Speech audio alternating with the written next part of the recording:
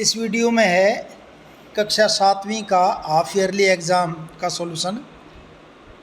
ये question paper total 40 marks का है।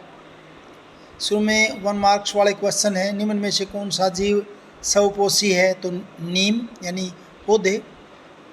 पाचन में जल का अवशोषण किस अंग द्वारा होता है? वृद्धांत, लार्ज इंटेस्टाइन।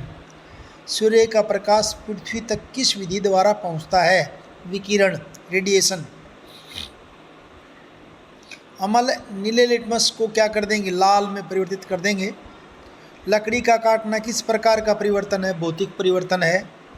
छठा प्रश्न, मछली में श्वसन अंग क्लोम है और पत्तों में हरा रंग क्लोरोफिल वर्णक के कारण होता है। मानव की सबसे बड़ी ग्रंथि यकृत है। समुद्र की ओर से आने वाली वायु को थल समीर कहते हैं, असत्य भी है।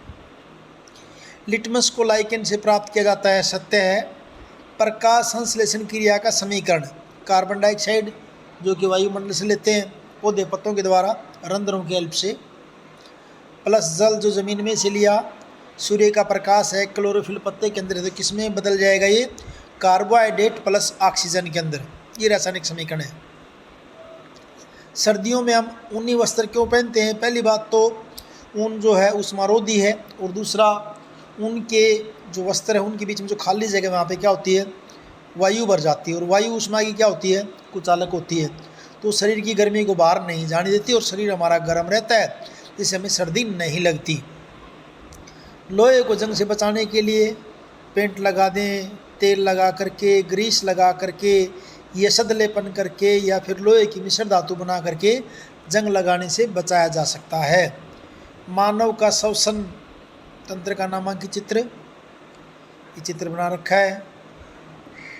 उसके बाद क्वेश्चन नंबर 15, कॉपर सल्फेट के विलयन, कॉपर सल्फेट के क्रिस्टल कैसे बनाएंगे? बीकर में आप पहले पानी ले लीजिए, उसके अंदर थोड़ा सा तनु सल्फ्यूरिक अम्ल डाल दीजिए, उसको गर्म करिए हल्का सा। अब जब वो उबलना शुरू हो जाए तो उसमें कॉपर सल्फेट पाउडर डालना स्टार्ट कर दीजिए, और कब तक डालते रहिए? जब तक उसके अंदर वो पाउडर घुलना बंद ना हो जाए। जब और ज़्यादा नहीं घुलेगा तो वैसे हम उसको संतृप्त विलयन कह देते हैं।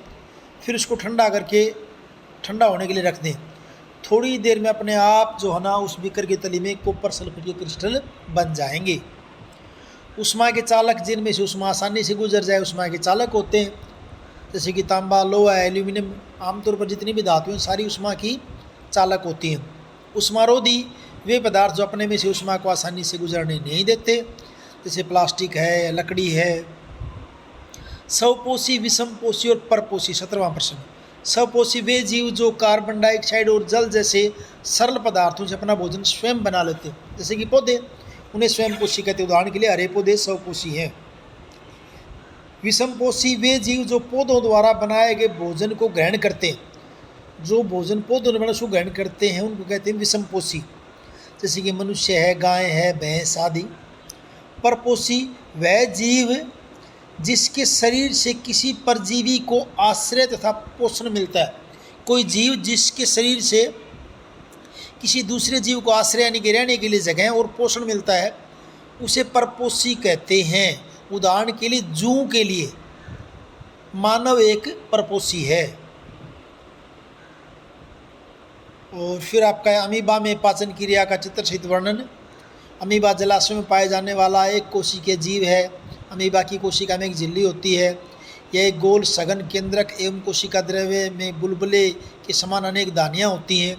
अमीबा निरंतर अपनी आकृति में स्थिति बदलता रहता है। यह एक अथवा अधिक अंगुली के समान प्रवर्ध निकालता रहता है, जिन्हें पादाब या कृत्रिम पाँव कहते हैं, जो इनको गति देने एवं भोजन पकड़ने में सहायता करते हैं। और फिर अमीबा का चित्र बना रखा है।